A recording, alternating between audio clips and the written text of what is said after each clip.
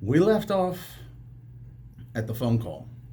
Now the police were they're funny in Panama. They always had their hand out. So we used to give them shrimp and beer at bongos all the time. And when you're nice and you give people free shrimp and beer, you know what happens, Jesse? You're taken care of. That's part of it. Can they hear you? I don't know. I don't hear you through my headphones. Oh, they don't hear you like that. No, Jesse, they want more shrimp and beer all the time. So then shrimp and beer becomes an expectation. And then, yeah, can you imagine that? And then what they'll do is they would roll up to bongos and wait for somebody to come out and bring it to their car. Like it was a fucking sock hop in the 50s. Yeah, like on roller skates, I would have to come out. And I always drop the beers and shrimp. I'm not a good skater. Right. You know what I mean? And I'm so nervous. I'm wearing like the skirt and everything, and it's my first time out there. No, but they actually had an expectation. It's fucking nuts. When he tells me that, when he says to me that the police are here, I thought it was more of like that kind of situation. I didn't think that this was like bad. So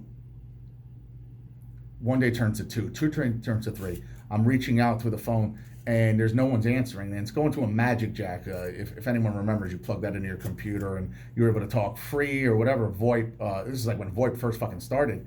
So we were able to talk internationally. You know what I mean? There was communication. I wind up reaching out to some of the girls on Facebook that worked with us, and that's when I got the bad news. And that's when I was told that it's bad. Everyone was arrested between the both clubs. It's on the news. It's in the papers. It's bad. So I wound up looking all this up. I verify it. It is bad. And I get a call from Tony maybe 3 days later. And something like that. And he's scared. And he tells me he's in a prison called Ancon. And I don't think he knew he was necessarily going to be moved or whatnot or what have you, but he lets me know everybody was taken in, and it's all being filed under drug charges and whatnot. So what really happened in this scenario, and by the way, I should have been there. We're leaving out here, and I think I spoke about this in my first podcast, and why I'm blessed by God. I have to be. Is because I should have been there. I expected to be there.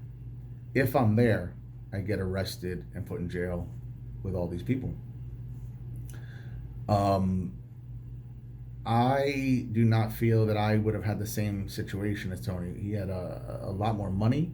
He had Tarzan on his side. There were a lot of the Russian connection was very strong because him and Tarzan were very, very close. Tarzan was in with the other Russians that own the other club, so that's where the real money was.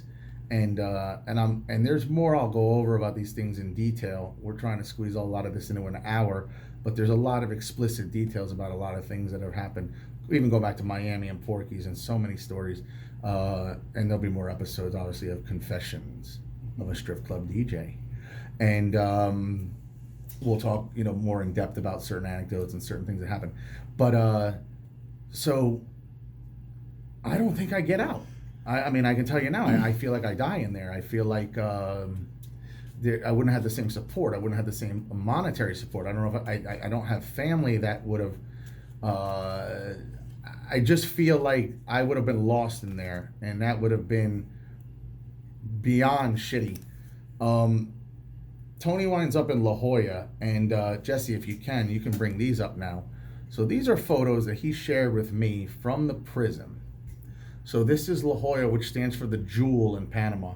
Now that picture right there that you're seeing is above the prison, meaning it was so overcrowded. And by the way, they split the prisoners up. Panamanians in one pavilion and all other nationalities in another. Obviously, mostly Panamanians in that country is who's getting arrested. So that was a lion's share. But they split it. So all that you're seeing there is actually all foreigners, anyone that was a non-Panamanian in there. So there's still a lot of Latins, whether it was Colombians, Brazilians, Venezuelans, whatnot. So that is actually on top of the ceiling of the building. That is literally like another floor created just for people to house inmates. And all those buckets and stuff that you're seeing there is for water. water was a scarcity like liquid gold, literally. So that's that photo there. What else we got? That, and some of these are in the New Times article, that paper that we showed you before, the New Times. That gentleman, that's a pistol. That's in prison. And he don't give a fuck. Kind of looks like Fabo. Fabo! I don't know if you know D. Pharrell, Laffy Taffy. He had them sunglasses. Kind of a weird dude. So, shout out to Fabo, by the way. That's another pistol, and that's weed. Those are sackety sacks, as we used to call them, hacky sacks. And that is Tarzan. That is Ludwig Fainberg, sleeping, obviously. And that's prison life, man. That's he never really looked like that. If you go Google a lot of this guy's photos, he does not look like that, but he fucking sucks in there. Now that is literally the toilet. And Tony would tell me, I spoke to Tony pretty much every day. They were able to, the Panamanian jail is very easy about smuggling things in. As you can see, there's 2 fucking guns in these pictures. That's a lot of weed right there in the open, in a prison. If you paid the guards, anything could get in. And then they would confiscate all your shit, and then they would get repaid again so they could bring it in. So everyone had a phone. It's not in American jails, it's not very open to have a phone. These guys ain't on phones. If they're on a phone, they're hiding that shit, trust me. They could get another 2 years for that, trust me. And yeah, so, or whatever, 3-4 years, whatever they get. They're getting more time for having that cell phone, but in Panama that was very, very common. And so that was La Joya. I think that was all of them, whatever. So that gives you an idea of how shitty that scenario was. And through the grace of God, I avoided that. That's how I'm here talking to you now. That's how I'm in the Space Coast podcast studio talking about this incident instead of sitting in that prison and having to take a shit in that hole, which that would have been hard for me to do. You have to do it, but that's tough, man. You got to have your squat down. You gotta have a squatty potty. By the way, if Squatty Potty wants to sponsor, I think Howard Stern used to do Squatty Potty. By the way, in case you didn't know, the way you're shitting, the way you sit down to shit, apparently is wrong. Like, you can't trust anything you've been taught your whole life, by the way, because the whole way you've been sitting to shit apparently is wrong. Did you know that? Yeah. Okay. You're supposed to squat like a caveman and really open your sphincter up. I think that's what the whole point of that. I mean, like, what else? I think it's also for your insides, like it's that squeeze or something. But you've been shitting the wrong way, people. And by the way, anybody who also wipes from the back to the front, you're doing that wrong too. Just in case somebody's doing that. Out of 100 people, 5 of them are doing that, no. At least. That's so funny. Yeah, it's a problem, and it's worse for women, by the way. Any woman that's doing that, it's way worse for them. Guy's just gonna stink. A woman is actually gonna create an actual problem for herself, physically.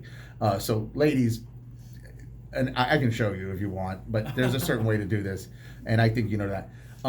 The other thing that's kind of funny, speaking of that, my daughter dated a boy who, I couldn't believe he told us this, Jesse. He actually said that his father used to take his shit not sitting back to toilet like every other person, but inverted front to tank, chest to tank. Like facing the wall. Facing the wall. That's so weird. Isn't it?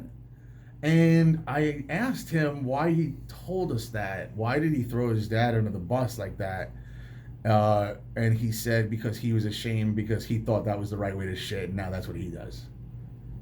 And we had an intervention.